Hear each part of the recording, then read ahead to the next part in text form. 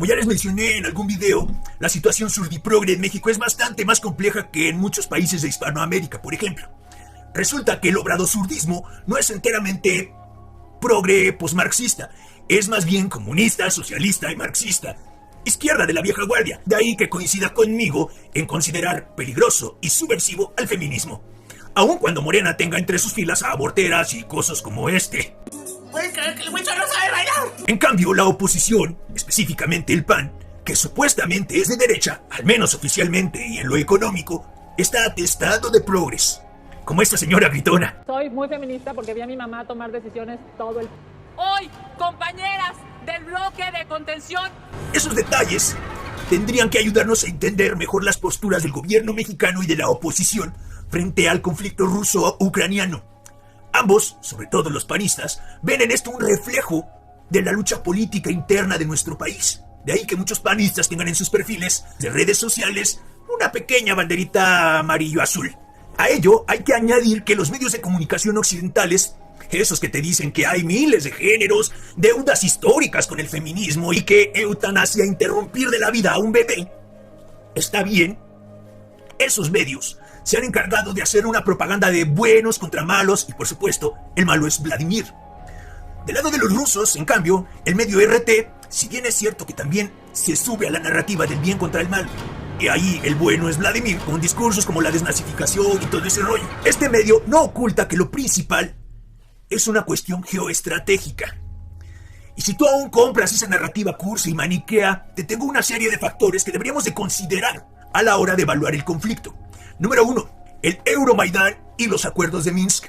Ucrania tiene tensiones entre prorrusos y pro-Unión Europea. Estos últimos empezaron un movimiento conocido como el Euromaidán, con el que terminan por dar un golpe de estado, de ahí viene el payaso Zelensky, pero los prorrusos no se dejan y se arman los balazos, hasta que se firme el protocolo de Minsk, en el que la frontera ruso-ucraniana tendría que ser monitoreada constantemente y cesarían las represalias contra los disidentes prorrusos en la región del Donbass. Número 2. La expansión de la NATO. La NATO empezó con solo 12 países y surgió como bloque opositor de la Unión Soviética.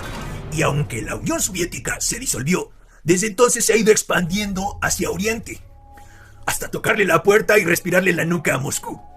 Esto es Ucrania.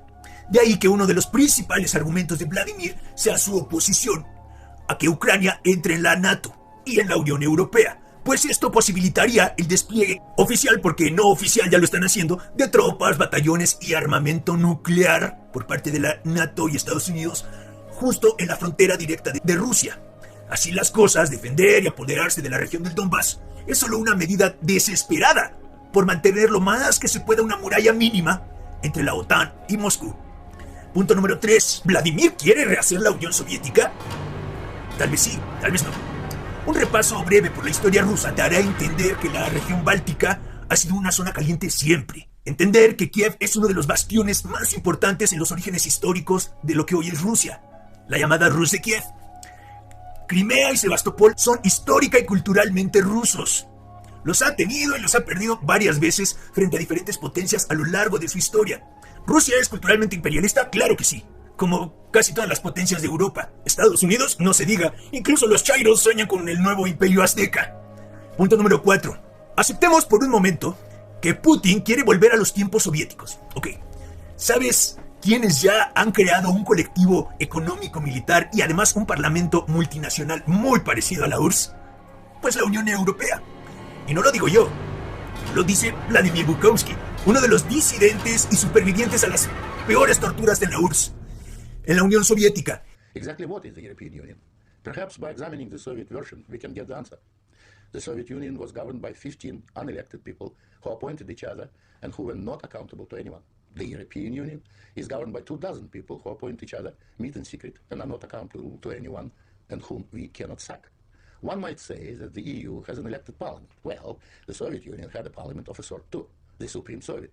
Y a ese muégano que es la Unión Europea, súmale su vínculo con Reino Unido y con Estados Unidos. Punto número 5. Estamos ante cualquier cosa menos ante una guerra entre el bien y el mal, entre el fascismo y la democracia, bla, bla, bla, bla. En todo caso sería fascistas contra fascistas. Se trata, al menos en apariencia, de la lucha entre la unipolaridad hegemónica de USA y la NATO contra una propuesta multipolar encabezada por Rusia y China, lo cual representa un contrapeso estratégico a lo que ellos conocen como Occidente. Aunque nada nos garantiza que Rusia y China no tengan en mente su propia unipolaridad. Punto número 6, el gran reprincipio. Solo como dato, el gran reprincipio, el oficial, el que sí acepta los medios de comunicación y cuyo caballo de Troya es la Agenda 2030, es una propuesta de Klaus Schwab, inspirada en el modelo de desarrollo chino, pero también en sus restricciones a la libertad. No tengo que decirte del lado de quién está toda esta maquinaria globalista. Con todo lo anterior en mente, habría que preguntarnos entonces, para nosotros de la periferia tercermundista en un país ensordecido, pero convencidos de la libertad, la vida y la verdad, ¿qué desenlace de esta guerra nos perjudica menos? Estas son mis mediocres predicciones. ¿Pierden los rusos? Pues el control global será más acelerado de lo que ha sido hasta ahora. Tal vez, y solo tal vez, haya alternancia en México, pero seguirá bajo la égida de la MOS, la UNO, la EO, todo eso. Si ganan los rusos, o incluso si pierden, pero los chinos siguen creciendo hasta la estratosfera, muy probablemente eso fortalezca al gobierno del AMLOCO por sus actuales pactos con Rusia. Eso frenará casi por completo la agenda progre globalista, como ha sido frenada hasta ahora por Vladimir Putin. Ahora, si se aniquilan mutuamente, los rusos, los gringos, la OTAN y todos, muy probablemente eso también fortalezca al AMLOCO, porque un estado de desorden global es el escenario perfecto para un dictador, para que una nación crezca económicamente también, si es que no tomó parte activa en la guerra, pero también para recrudecer el control, la persecución y la represión interna. Muertos los bravucones mayores del barrio, otro más pequeño pasará a tomar su lugar. ¡Chris! ¡Tienes que ayudarnos! ¿Qué? Tu ausencia como golpeador creó un vacío de poder. Ahora la escuela está llena de granujas creando sus esferas arbitrarias de influencia. Me han robado mi almuerzo 2 veces el día de hoy. Me asaltaron 3 veces y cuando no me quedó nada, se llevaron mi camisa.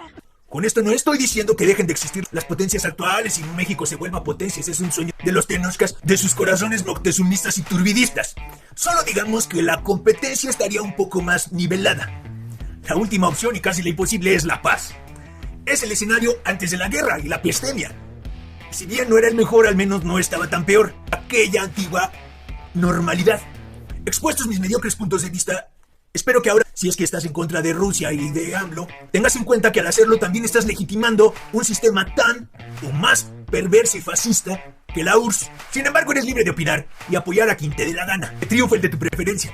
Pero recuerda que esto no es un partido de fútbol. La mayoría de los resultados nos es desfavorable. Más valdría afilar bien las garras y abrir bien los ojos. Hasta la próxima, y recuerda que el pasto es verde.